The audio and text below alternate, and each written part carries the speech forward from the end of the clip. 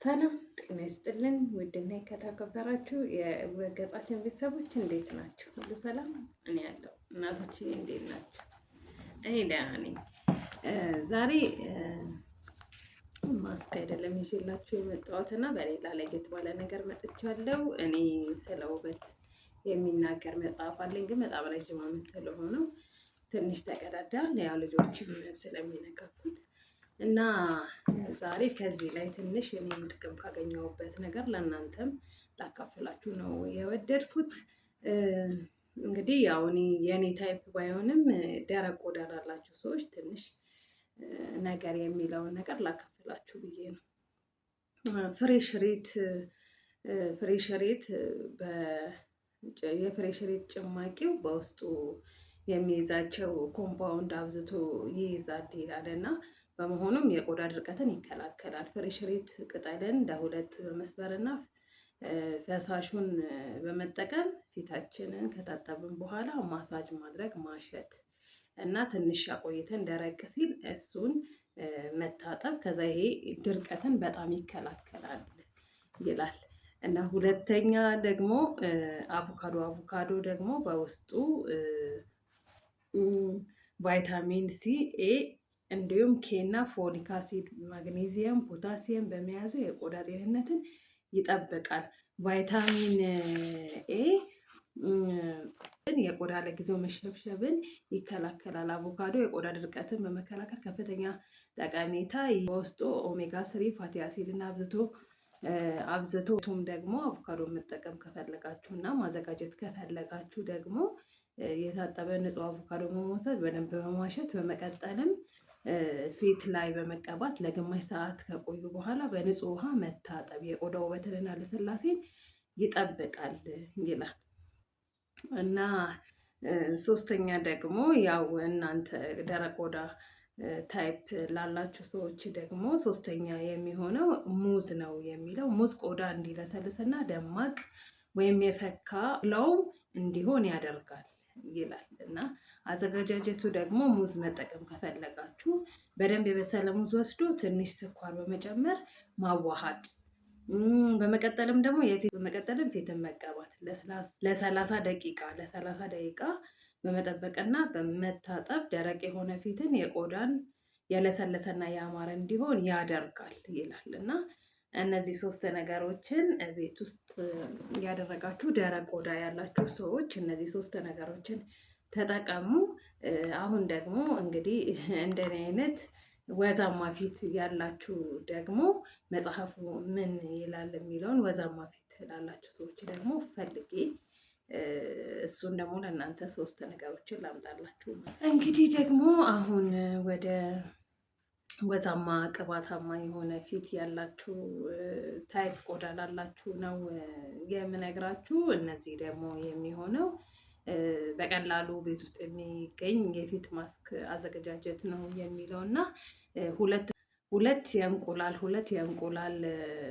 እንቁላል በመውሰድ እና የነጩን የእንቁላል ክፍል በጥንቃቄ በመለየት አንድ የሻይ ማንኪያ የሎሚ ጭማቂ በመጨመር ለስለስ እስከሚል ድረስ መምታትና በመቀጠልም ፊትን መቀባት ከ10 እስከ 20 ደቂቃ እንዲቆይ በማድረግ በመጨረሻም በቀዝቃዛ ውሃ መታጠብ እና በተፈጥሮ ወዛማ ኦይሊ የሆነ ፊትን ለማጥራት ያገለግላል፣ ቆዳንም ያለሰልሳል ይላል እና ኦይሊ የሆነ ቆዳ ያላችሁ ሰዎች እንቁላልንና ሎሚን አንድ ላይ አድርጋችሁ መቀባት ትችላላችሁ ማለት ነው፣ እንደኔ አይነት የታይፕ ቆዳ ያላችሁ። ሌላ ደግሞ ማርና እሬት ደግሞ በብዙ ጊዜ በብጉር የተጎዳ ቆዳ ያላችሁ ሰዎች ከሆናችሁ የሬትን እና የማርን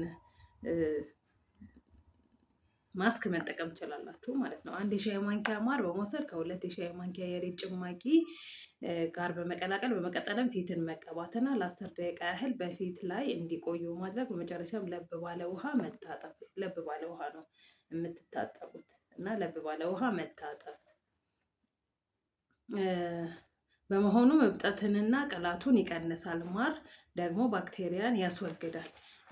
አሁን ይሄ ምንድን ነው መሰላችሁ? ይሄ በጣም አሪፍ ነገር ነው።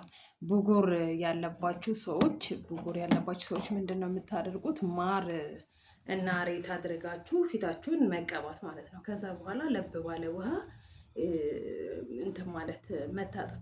ያ ምንድን ነው የሚያደርገው? እነዚህ አሁን መጽሐፉም እንደሚለው እነዛ ያባበጡ የቀሉ ነገሮች ረጋ እንዲሉ ያደርጋቸዋል ማለት ነው። ማር የታወቀ ነው አንቲባክቴሪያ ስላለው እሱ እነዛን ነገሮች እዚህ ብጉሩ አካባቢ ያለውን የመቅላት የምናምኑን ነገር ባክቴሪያዎችን ጽድት ያደርግልናል ማለት ነው። ስለዚህ ብጉር ያለባችሁ ሰዎች ወይም ኦይሊ ቆዳ ያላችሁ ሰዎች ይህንን ነገር መጠቀም ትችላላችሁ ማለት ነው። ሶስተኛ ደግሞ ማርና ሎሚ ነው የሚለው። ማርና ሎሚ አንድ የሻይ ማንኪያ ማር፣ ትንሽ እርድ እና ግማሽ የሻይ ማንኪያ የሎሚ ጭማቂ በመውሰድ ማዋሃድ፣ በመቀጠልም ፊትንና አንገትን አካባቢ በመቀባት ለ15 ደቂቃ እንዲቆይ በማድረግ በመጨረሻም በንጹህ ውሃ መታጠብ፣ የቆዳ ቀዳዳዎችን በማጥበቅ ጠበቅ በማድረግ ቅባት ወደ ውጭ እንዳይወጣ ይከላከላል ይላል እና አንድ የሻይ ማንኪያ ማር እና ትንሽዬ እርድ እንዲሁም ደግሞ ሎሚ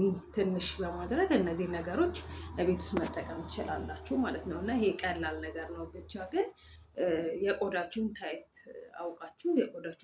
አውቃችሁ እነዛን ነገሮች ማድረግ ነው ያለባችሁ ማለት ነው። እና እኔ ያው እነዚህ ነገሮች ከመጽሐፉ ያመጣሁላችሁ ኦይሊ ቆዳ እና ኖርማል ማለት ኖርማል ቆዳ ወይም ኦይሊ ቆዳ ወይም ደግሞ ደረቅ ቆዳ ብሎ መጽሐፉ አካፍሎ ስላስቀምጠው የቆዳ ታይፓችንን የምናውቅ ከሆነ እነዚህን ነገሮች በመጠቀም አንዳንድ ጊዜ ለእኛ የማይሆን ነገር እንቀባለን እና የሚሆነውን ከሚሆነው ጋር አድርገን ብናደርግና ፊታችንም እጃችንም እግራችንም የሆነ የተሻለ ነገር ላይ ለማድረግ እንችላለን ማለት ነው። በነገራችን ላይ ሁሉንም ነገር ፊታችን ላይ ወይ እጃችን ላይ ሰውነታችን ላይ እያደረገን መሞከር የለብንም። ኖርማሊ ተፈጥሮ ነገርም ቢሆን ማለት ነው። ለምንድን ነው እንደዛ ያልኩበት ምክንያት አንዳንድ ጊዜ አሁን ቀሲል የሆነ ነገር ብቻ ወይ ሎሚና ማር ምናምን ሲቀላቀል የሆነ ሰው ኢንፌክሽን ሊያደርግበት ይችላል እና ያንን ከማድረጋችሁ በፊት ምንድን ነው የምታደርጉት? እዚህ አካባቢ ወይም ይሄ ጆሮአችሁ ኋላ ምናምን ያንን ያቀላቀላችሁትን ውህድ ተፈጥሮም ቢሆንም ሞክሩት መጀመሪያ እና የተዋበና ያማረ ቆዳ ሊኖረን ይችላል እንጂ ማንኛውም ሰው ይሄንን አድርጉ ብሏል ብሎ ማድረግ ወይም ደግሞ እኔ ስለተስማማኝ እናንተን ይስማማችኋል ማለት ስላልሆነ መጀመሪያ ያንን ነገር እናንተ ማድረግ የፈለጋችሁትን ነገር ቆዳችሁ ላይ የሆነ ቦታ አንገታችሁ ላይ፣ ጆሮአችሁ ጀርባ ሞክሩትና ከዛ በኋላ የሚስማማችሁ ከሆነ ለ15 ደቂቃ ለ10 ደቂቃ ጠብቃችሁ ምንም አይነት ለውጥ ከሌለው ያንን ነገር ማድረግ ትችላላችሁ ማለት ነው። እና ለዛሬ ያዘጋጀሁላችሁ ቪዲዮ ይሄንን ይመስላል። ቪዲዮውን ከወደዳችሁት ላይክ አድርጉት፣ እንዲሁም ሰብስክራይብ አድርጉኝ። አስተያየት ደግሞ ኮሜንት ላይ አስቀምጡልኝ። በጣም ነው የማመሰግነው።